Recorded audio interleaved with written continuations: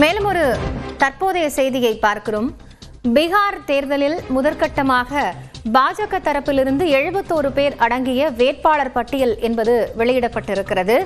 பீகார் சட்டப்பேரவை தேர்தலை ஒட்டி அங்கு கட்சிகள் தீவிரமாக களப்பணியில் ஈடுபட்டு வரக்கூடிய நிலையில் பாஜகவும் ஐக்கிய ஜனதா தளமும் தலா 101 தொகுதிகளில் போட்டியிடுகின்றன. இதில் முதற்கட்ட வேட்பாளர் பட்டியல் என்பது வெளியாக இருக்கிறது.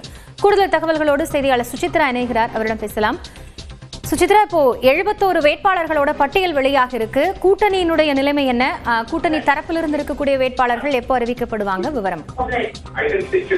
பீகார் தேர்தலுக்கான முதற்கட்ட வேட்பாளர் பட்டியலை தற்போது பாஜக அதிகாரப்பூர்வமாக வெளியிட்டுள்ளது. 71 வேட்பாளர்கள் அடங்கிய அந்த முதற்கட்ட பட்டியலில் 9 பெண் வேட்பாளர்கள் பேர் இடம்பெற்றுள்ளது மிக முக்கியமாக பார்க்கப்படுகிறது. எனவே தேசிய ஜனநாயக கூட்டணியுடைய அந்த ஒரு தொகுதி பங்கீட்டு பேச்சுவார்த்தை என்பது முடிவடைந்து அதற்கான அறிவிப்புகள் நேற்று முன்தினம் வெளியாகிய நிலையில் 101 இடங்களில் பாஜகவானது போட்டியிட உள்ளது. ஜேடியு தலா 101 இடத்திலும், சிராக் பாஸ்வானுடைய கட்சியானது சுமார் 29 இடங்களிலும் போட்டியிடும் என்ற ஒரு அறிவிப்பானது வெளியிட்ட நிலையில் தற்போது பாஜகவுடைய முதற்கட்ட வேட்பாளர் பட்டியல் பிரதமர் தலைமையில் நடைபெற்ற பாஜக மையக்குழுவினுடைய கூட்டத்திற்கு பிறகு அதிகாரப்பூர்வமாக வெளியாகி இருக்கிறது. அதில் பாஜகவுடைய மூத்த தலைவரும் தற்பொழுது பீகாருடைய துணை முதல்வருமான சம்பத் சௌத்ரி தாராப்பூர் பகுதியிலிருந்து போட்டிடுவார் எனவும், மூத்த பாஜக தலைவரான ராம்கிருபால் யாதவ் தனாப்பூர் பகுதியிலிருந்து போட்டியிட உள்ளார் என்ற ஒரு அறிவிப்பையும் தற்போது பாஜக தலைமையானது வெளியிட்டுள்ளது முக்கியமாக பார்க்கப்படுகிறது. அவர் மட்டுமல்லாமல் ரேணு தேவி, காயத்ரி தேவி, தேவந்தி யாதவ் மற்றும் ரமா நிஷாத் ஆகிய உள்ளிட்ட 9 பெண் வேட்பாளர்களும் இந்த வேட்பாளர் பட்டியலில் அவர்கள் இடம்பெற்றுள்ளது முக்கியமாக பார்க்கப்படுகிறது.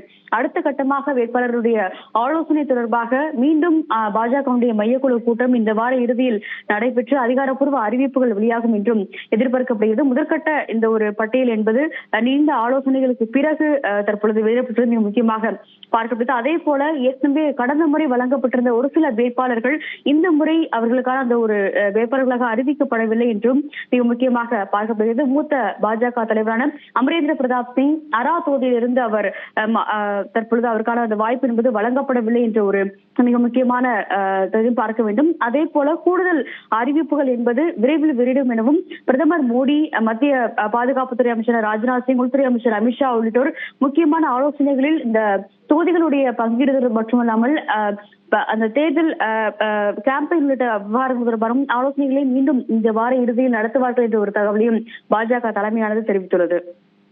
நன்றி சுசித்ரா, தற்போதைய விவரங்களுக்காக.